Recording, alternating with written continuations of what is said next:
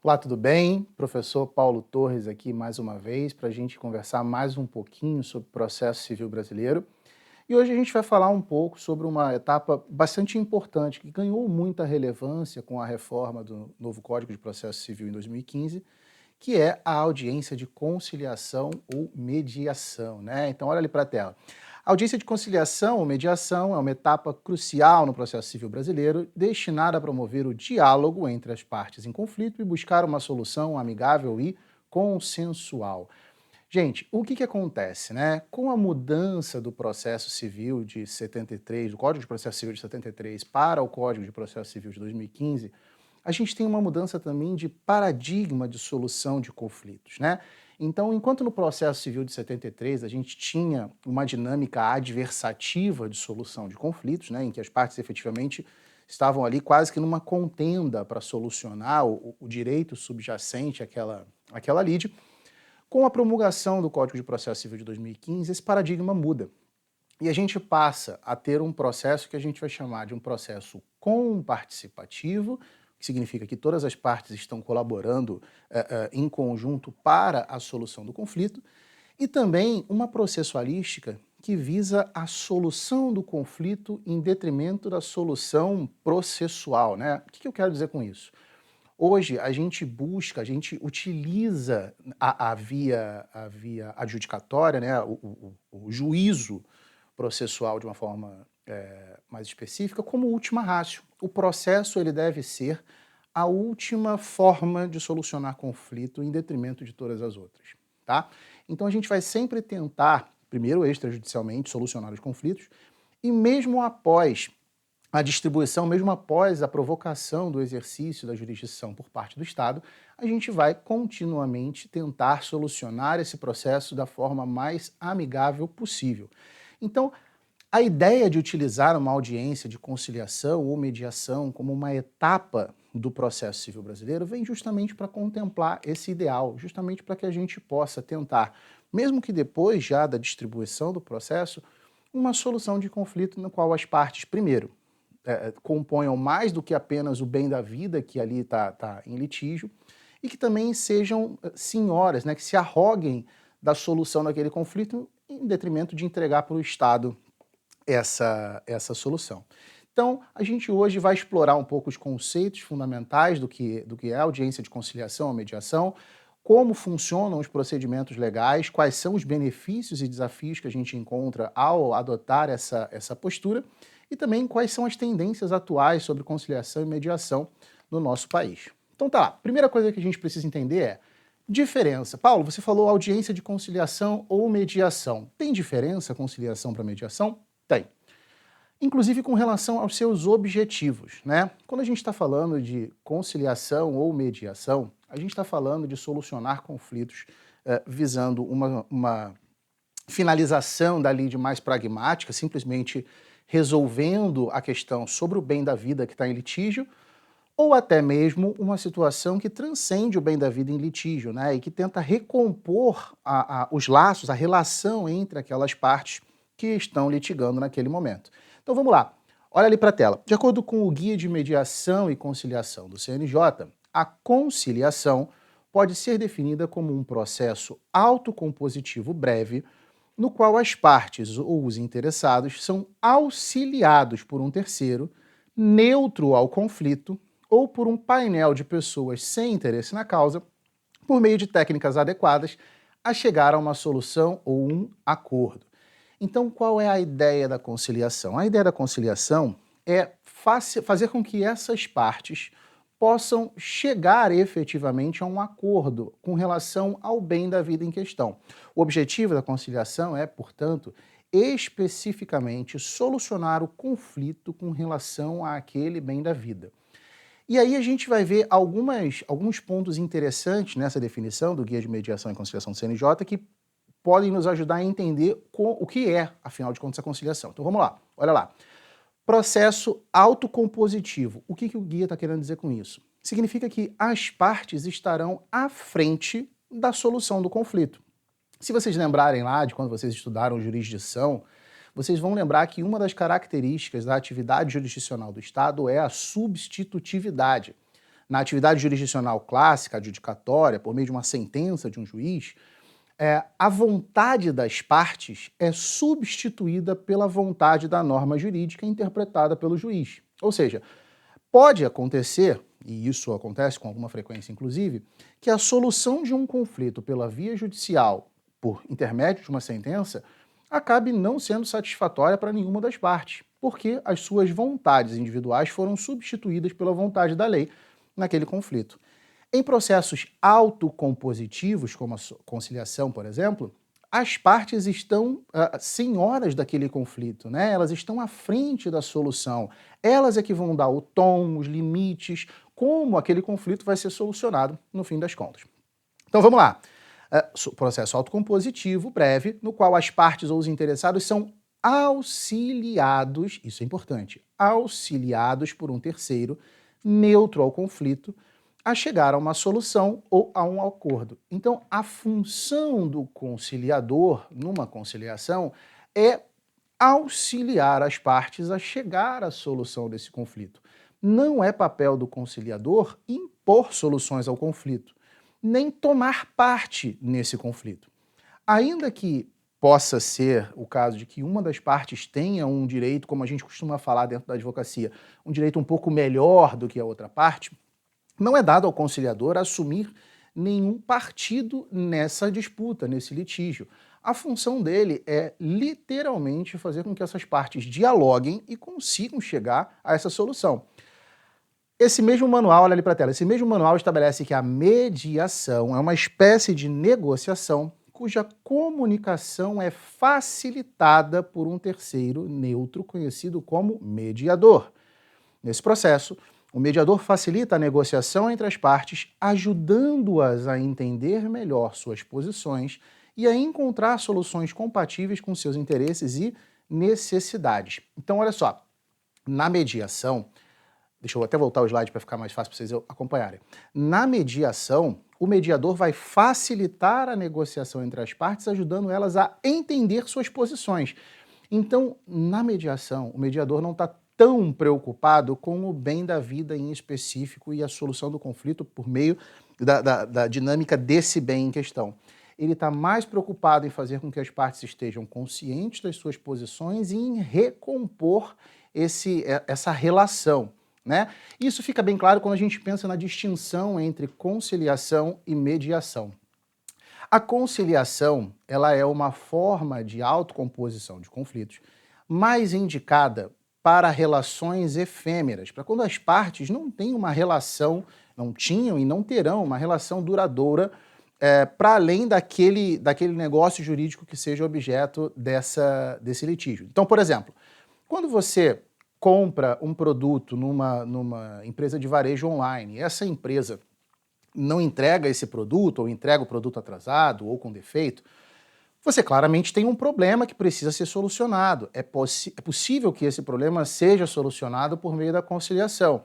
Mas é também certo dizer que você e essa empresa não têm lá laços muito firmes a serem restabelecidos que ficaram, porventura, estremecidos por conta desse problema jurídico. Já quando a gente está falando, por exemplo, de uma briga entre vizinhos, né, ou uma contenda familiar, quando a gente está falando sobre esse aspecto, além do bem da vida que está em litígio ali, que pode ser um bem dentro de uma família ou alguma coisa parecida, existe a relação afetiva ou de amizade que preexistia a esse conflito e que idealmente vai continuar a existir após a sua solução. Então, na mediação, o mediador está preocupado não somente em resolver a contenda, né, auxiliar as partes a resolver a contenda, melhor dizendo, mas também e principalmente fazer com que essas partes tenham um diálogo facilitado a fim de que elas possam não só solucionar aquele bem jurídico em específico, mas também as suas diferenças, as suas divergências e possam voltar a ter uma relação harmônica, né? Então olha ali para o slide, embora pareçam semelhantes, na conciliação o foco é a solução objetiva sobre o bem da vida em disputa, sendo certo que o conciliador pode propor alternativas de resoluções embora o acordo jamais possa ser imposto e a consensualidade dos envolvidos seja inerente à conciliação. Olha para mim, o que eu quero dizer com isso? Na conciliação, a postura do conciliador é um pouco mais ativa, é um pouco mais propositiva. Então o conciliador, ele está ali ouvindo as partes, também tentando facilitar o diálogo, mas essa facilitação do diálogo do conciliador se dá por meio de pequenas provocações, pequenas propostas, como por exemplo, o conciliador ouve a parte autora e pergunta para o réu, mas e aí, o que você tem a dizer sobre isso? Afinal de contas, foi entregue ou não foi entregue o bem? Como eu posso lhe auxiliar nessa dinâmica? Será que não é possível entregar o bem? E aí ele se volta para a parte autora e pergunta, se ele entregasse agora esse produto, isso diminuiria a sua sensação de prejuízo? Ou seja, o conciliador está constantemente aconselhando as partes no sentido de uma possível solução. A mediação não funciona dessa forma. Na mediação, o mediador está ali para facilitar o diálogo. Ele nada pode falar sobre o conflito, nem dando opiniões, nem dando pareceres, nem fazendo juízo de valor sobre posições. Ele não pode chegar e falar, olha, realmente você errou ali quando você... Não, o mediador não toma esse tipo de ação dentro de um processo de uma audiência de mediação. Olha ali para o nosso slide. No que diz respeito à mediação, nota-se um maior grau de empoderamento das partes que atuam de uma forma efetiva para solucionar o conflito, ficando a cargo do mediador o papel de facilitador da negociação. O mediador, portanto, não deve interferir fazendo proposições de ajustes ou mesmo esclarecendo questões técnicas sobre o objeto, mesmo quando tenha competência técnica para tanto. Então, por exemplo, imagine que você é um advogado, uma advogada, e está funcionando como mediador ou mediadora em uma audiência. Nessa situação, pode ser que, ao ouvir a narrativa da dinâmica dos fatos de ambas as partes, você até possa, e tenha competência técnica para isso, emitir um parecer sobre a quem assiste a melhor razão, pelo menos de acordo com as narrativas, né? A quem assiste a melhor razão dentro daquele conflito. Mas o seu papel como mediador ou mediadora não é fazer esse tipo de juízo e nem orientar as partes sobre esse tipo de juízo. O seu papel é fazer com que as partes consigam dialogar de forma harmônica. Porque muitas vezes o que acontece é que as partes chegam à audiência de mediação imbuídas de uma certa raiva, né? De uma certa animosidade que vem da relação, e não necessariamente do objeto do conflito, mas que vem da relação, o que faz com que as partes acabem não sendo muito inclinadas a um ajuste, né? Quem aqui nunca ouviu uma história de algum parente ou de alguém que trabalhou no fórum ou que advoga, que contou aquela história do cliente que chegou no escritório falando assim, não, doutor, eu quero tirar tudo dessa pessoa, eu quero deixar ela à míngua, esse tipo de sentimento, né, atrapalha a solução do conflito. Então, ao mediador é dada essa tarefa de baixar as energias, baixar os ânimos, fazer com que as pessoas dialoguem para, eventualmente, solucionarem o conflito. E atenção, na mediação é tão importante quanto, ou eu diria até mais importante, a reparação dos laços entre essas pessoas do que a reparação do bem da vida objeto do litígio. Às vezes, na sessão de mediação, na audiência de mediação, não é possível obter uma composição, um acordo. Mas as partes saem dali um pouco mais organizadas mentalmente, podemos dizer assim, de maneira em que o conflito, se é que ele existia, agora vai se dar somente sobre o objeto, de forma bem sintética, bem objetiva, de maneira a solucionar aquela crise ali dentro do litígio, mas sem arroubos de vingança ou de nada parecido, entendeu? Então a ideia da mediação é justamente essa, é recompor esses laços intersubjetivos e facilitar naturalmente a solução do conflito. Olha lá, essa distinção é importante porque ao passo que a conciliação é recomendada para a tratativa de questões eminentemente patrimoniais, envolvendo relações subjetivas efêmeras, a mediação busca não somente esclarecer a solução sobre o bem da vida, objeto da contenda, mas também promover o reparo das relações subjetivas que têm um laço mais duradouro. Então, se eu estou numa relação de consumo super efêmera, eu vou fazer uma audiência de conciliação. Se eu estou numa relação que envolve um bem da vida qualquer, em uma dinâmica familiar, né, as partes, os ex-adversos, né, autor e réu, são, por exemplo, familiares, ao invés de uma conciliação, será promovida uma audiência de mediação, para que essas partes possam restabelecer esses laços que foram esgarçados com o conflito. Tudo bem?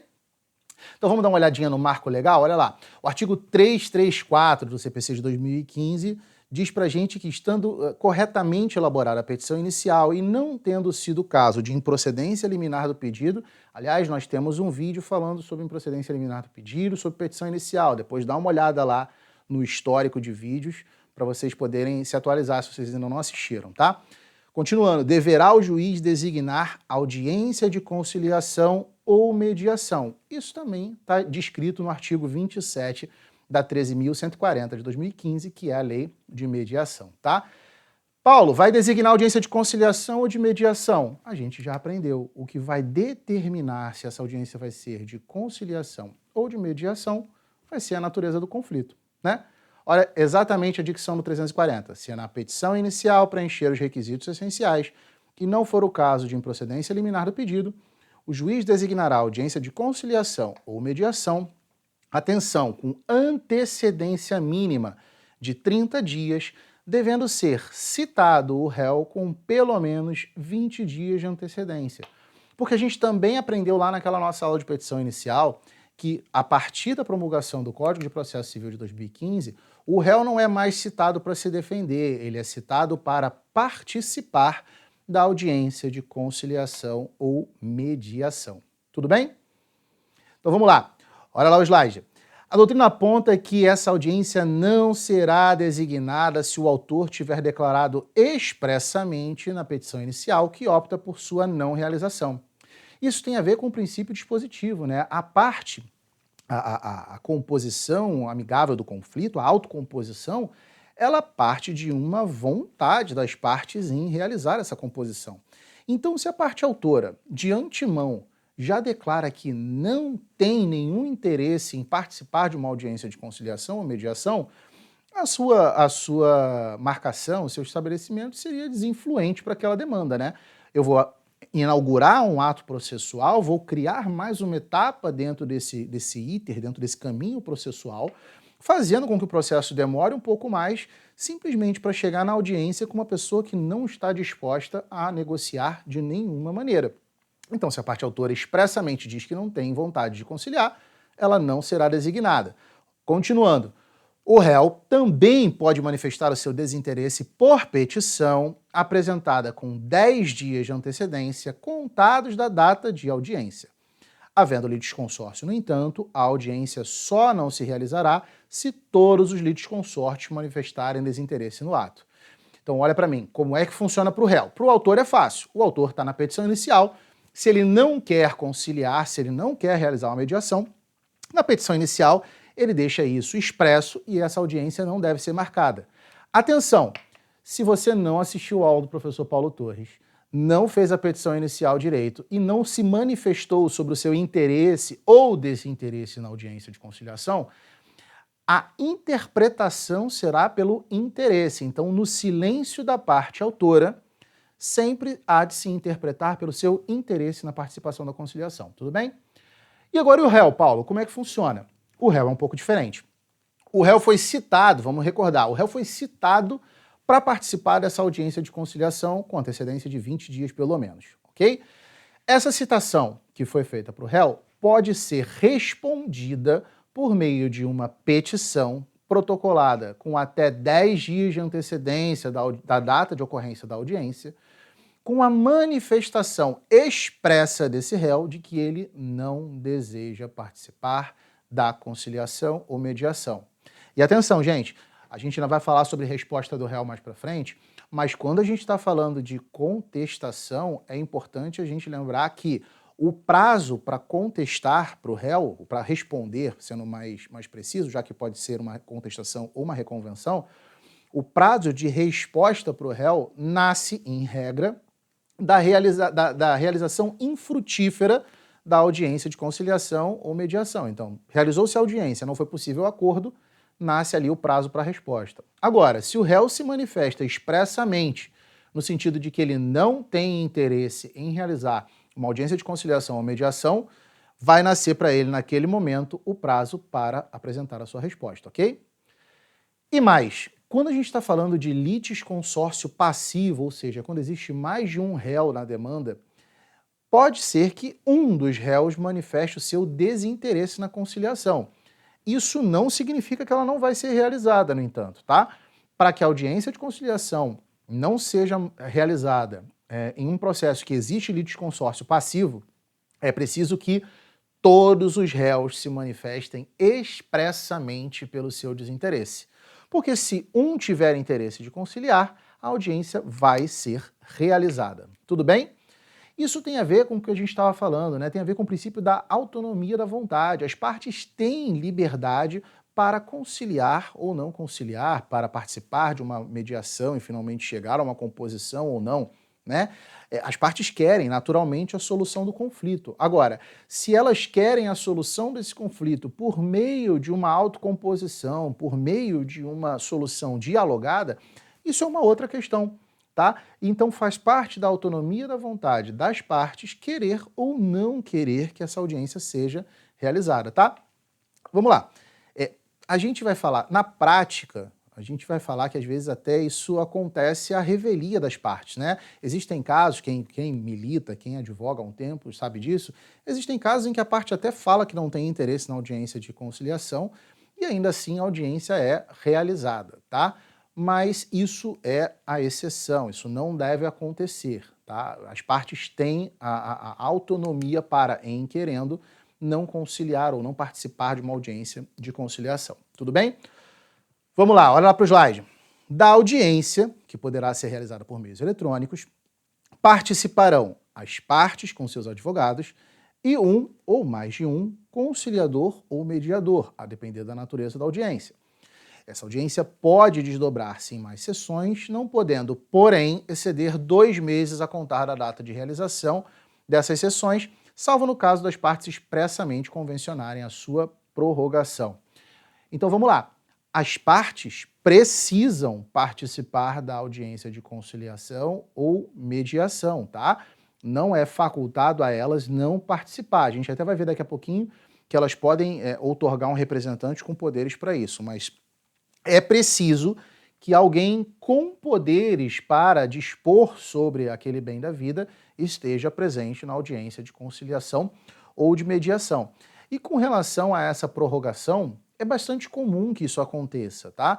Muitas vezes vocês vão ver isso na praxe acontecendo quando as partes vão à audiência de conciliação, iniciam o diálogo, mas elas não têm ali todos os subsídios para poder chegar a um acordo e elas falam assim, olha, eu preciso de um tempo para fazer uns cálculos para entender qual foi o tamanho desse prejuízo e aí sim entender se a proposta de acordo que a parte fez é ou não é interessante. Então eu gostaria de prorrogar, gostaria de adiar essa audiência de conciliação para uma nova data quando a gente vai novamente sentar e tentar fazer a composição. Isso não tem problema, tudo bem? Olha lá o que diz pra gente, parágrafo 1º do 334. O conciliador ou mediador, onde houver, atuará necessariamente na audiência de conciliação ou mediação, observando o disposto neste Código, bem como as disposições da Lei de Organização Judiciária. Parágrafo 2º, poderá haver mais de uma sessão destinada à conciliação e à mediação, não podendo, no entanto, exceder a 2 meses da data da realização da primeira sessão, desde que sejam necessárias à composição das partes. Parágrafo 3º, a intimação do autor para a audiência será feita na pessoa do seu advogado. Parágrafo 4º, a audiência não será realizada, inciso 1, se ambas as partes se manifestarem expressamente desinteresse na composição consensual, ou 2, quando não se admitir autocomposição.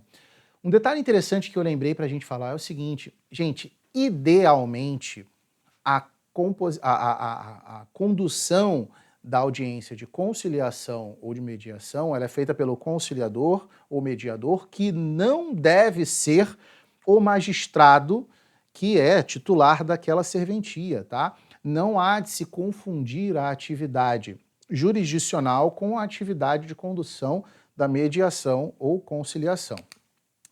Então vamos lá. A gente viu ali que existe uma impossibilidade de autocomposição. Quando isso acontece?